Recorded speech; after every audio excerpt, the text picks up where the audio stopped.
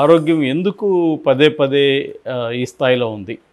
ఎందుకంటే మామూలుగా జైల్లో ఒకటి దోమలు ఇట్లాంటివి ఉండే అవకాశం ఉంది. బట్ ఇది వైరల్ ఫీవర్స్ కూడా బయట కూడా ఇప్పుడు ఎక్కువ ఉన్నాయి.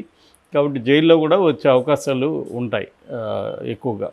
రెండోది మామూలుగానే ఆమెకి ఇంతకుముందు కూడా గైనిక్ ఇష్యూస్ ఉన్నాయని ఆమె చెప్పారు కూడా.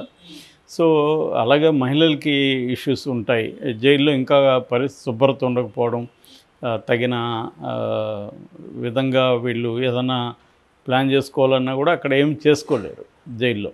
సో వనరులు ఏమి ఉండవు. సో ప్రతిదానికి వాళ్ళని అడుక్కుంటూ ఉండాలి గార్డుల్ని. వాళ్ళేమో అన్నిటికీ లీగల్గా కోర్టు పర్మిషన్ లేకుండా మేమేం చేయలేమని చెప్తుంటారు. మామూలు ఖైదీలు డబ్బులు ఇచ్చి మేనేజ్ చేసేయచ్చు. కానీ ఇలాంటి వాళ్ళ పట్ల ఖైదీలు కూడా గార్డులు కూడా డబ్బులు తీసుకొని పనిచేయాలంటే భయపడతారు. ఎందుకంటే రేపు పొద్దున ఇది లీక్ అయితే ఇబ్బంది అని. సో అందువల్ల కవితకైతే ఇక్కడ కొద్దిగా సీరియస్గానే ఉందని చెప్తున్నారు.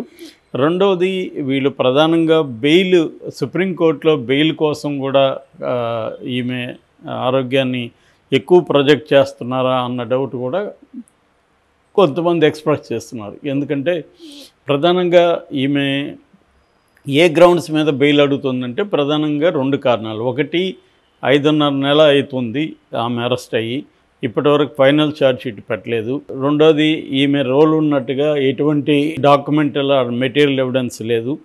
ఓన్లీ అప్రూవర్లు ఇచ్చిన స్టేట్మెంట్లు బేస్ చేసుకొని ఈమెను అరెస్ట్ చేశారు. సో ఇది రాజకీయ కక్ష తప్ప ఇంకేమీ కాదు అనేది ఫస్ట్ గ్రౌండ్. సెకండ్ గ్రౌండ్, ఆరోగ్యాలు సరిగా లేదు. ఈ మొత్తం 50 మంది అరెస్ట్ అయితే 50 మందిలో కవిత ఒకటే మహిళ. సో ఈమెకి ఆరోగ్య సమస్యలు కూడా తీవ్రంగా ఉన్నాయి అనేది సుప్రీంకోర్టుకి నివేదిస్తున్నారు. అందుకని వాళ్ళకి ఏంటంటే సుప్రీంకోర్టులో మాత్రమే ఇప్పుడు హోప్ ఉంది, కవితకి బెయిల్ వచ్చే అవకాశం ఉంది. కాకపోతే ఇక్కడ ప్రాబ్లం ఏంటంటే ఈ పొలిటికల్ అండ్ లీగల్ 2 ఆస్పెక్ట్లు ఉంటాయి ఎప్పుడైనా ఇట్లాంటి విషయాల్లో.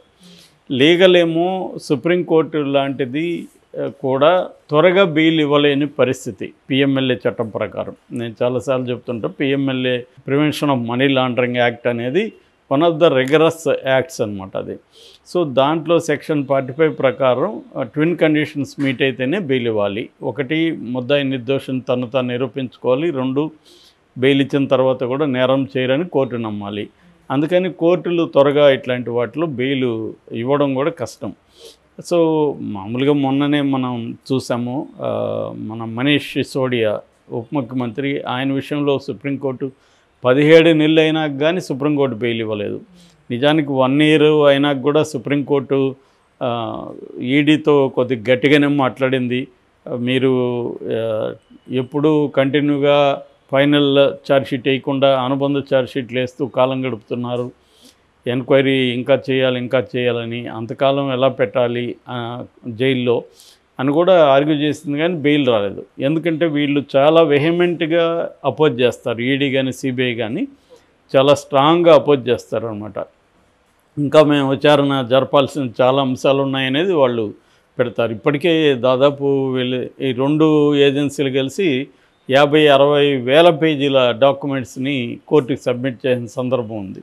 సో అంటే ఇది వెరీ ఇంపార్టెంట్ కేసు, ఈమె రోల్ చాలా ఉంది అన్న ఒక ఎవిడెన్సెస్ని వాళ్ళు కొన్ని వేల పేజీల ఎవిడెన్సెస్ని పెట్టడం, దానివల్ల కోర్టు కూడా కొద్దిగా దీన్ని బ్రేక్ చేసి ఇవ్వాలంటే కోర్టు కూడా ఆలోచించాల్సిన పరిస్థితి. సో అందుకనే ఇప్పుడు తెలివిగా ఏం చేస్తుంది బీజేపీ అంటే ప్రత్యర్థుల్ని ఎవరిని వేధించాలన్నా పిఎంఎల్ఏ చట్టం. అందుకని ఈ మధ్యకాలంలో, అంతకుముందు మనకి ఈడీ అంటే తెలిసేది కాదు, సిబిఐ అంటేనే తెలుసు. ఈ మధ్యకాలంలో బీజేపీ వచ్చినాక ఈడీ అంటే అందరికి తెలిసిపోయింది, ఎన్ఫోర్స్మెంట్ డైరెక్టరేట్ అనేది. అంతకుముందు మనకి జగన్ పీరియడ్లోనే తెలుగు రాష్ట్రాల్లో ఈడీ కొంత పాపులర్ అయింది. ఆ తర్వాత ఇప్పుడు దేశవ్యాప్తంగా ఈడీ అంటే పాపులర్ ఎందుకైందంటే పిఎంఎల్ఏ చట్టం ప్రకారం బెయిల్ రాకూడదు అని.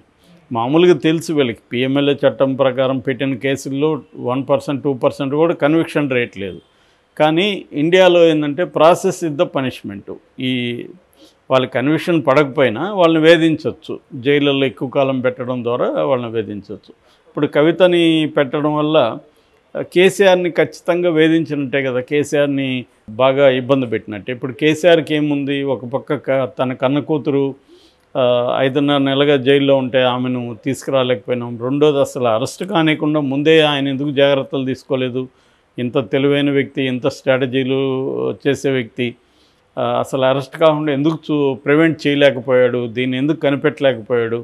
అనే విమర్శలు కూడా కేసీఆర్ మీద వస్తున్నాయి. ఇప్పుడు కేసీఆర్కు ఉన్న కర్తవ్యం ఏంటంటే, ఒకటి కవితను బయటికి తీసుకురావాలి, రెండు తాను కానీ కేటీఆర్ కానీ హరీష్ రావు కానీ అరెస్ట్ కాకుండా చూసుకోవాలి. దీన్ని ఇప్పుడు కంప్లీట్గా ఆయన దిగి రావాల్సిన పరిస్థితి, దిగి వచ్చినా కూడా అవ్వదు.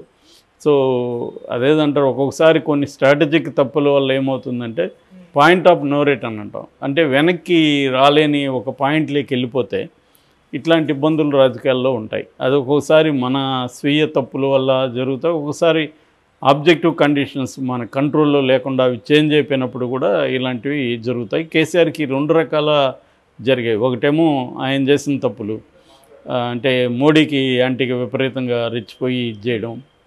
రెండవది పరిస్థితులు మారిపోవడం. కంప్లీట్గా ఆయన ఏమనుకున్నా అంటే ఒక రకమైన మోడీ రాకుండా వచ్చినా కూడా మోడీ మైనారిటీలో ఉంటాడు అనుకున్నారు. కానీ మోడీ అతిపెద్ద పార్టీగా మోడీనే వచ్చాడు.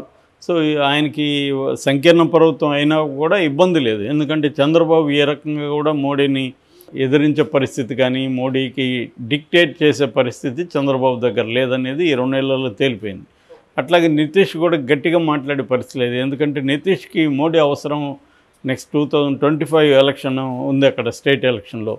సో మోడీ లేకపోతే అతను మళ్ళీ సీఎం కావడం కష్టమవుతుంది. సో వీళ్ళిద్దరి మీద ఆధారపడిన మోడీ, వీళ్ళిద్దరూ మోడీని కంట్రోల్ చేసే పరిస్థితి లేదు కాబట్టి మోడీ కంఫర్టబుల్గానే ఉంది, ఇబ్బంది ఏం లేదు. అందువల్ల ఇప్పుడు కేసీఆర్ ఏ రకంగానూ ఇటు ఇండియా కూటమి వైపు వెళ్ళలేడు. ఎందుకంటే కాంగ్రెస్ ఇక్కడ మెయిన్ ఎనిమి. ఇక్కడ కాంగ్రెస్ మెయిన్ ఎనిమి కాకపోయినా ఇండియా కూటమి వైపు వెళ్ళేవాడైనా. ఇక్కడేమో స్టేట్లో ఇండియా కాంగ్రెస్ మెయిన్ ఎనిమి కాబట్టి కాంగ్రెస్ ఒప్పుకోదు ఇండియా కూటమి వెళ్ళడానికి. సో అందుకని మోడీనే ట్రై చేస్తున్నాడు.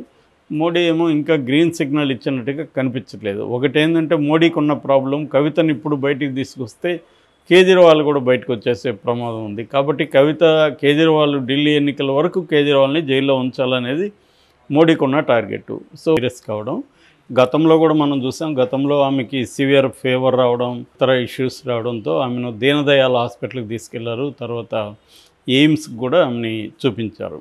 ఇప్పుడు మళ్ళీ కవితకి సీరియస్ అని చెప్తున్నారు. నిన్న ఈవినింగ్ నుంచి వార్తలు కేటీఆర్ అండ్ హరీష్ రావు ఇద్దరైతే బయలుదేరారని చెప్తున్నారు. వాళ్ళిద్దరే చూస్తున్నారు కవితకు సంబంధించి లీగల్ ఎయిడ్ కానీ లేకపోతే సుప్రీంకోర్టులో ఎలా డీల్ చేయాలి, ఇవన్నీ కూడా వీళ్ళిద్దరూ అక్కడ ఢిల్లీలో కూర్చొని పర్యవేక్షిస్తున్నారు.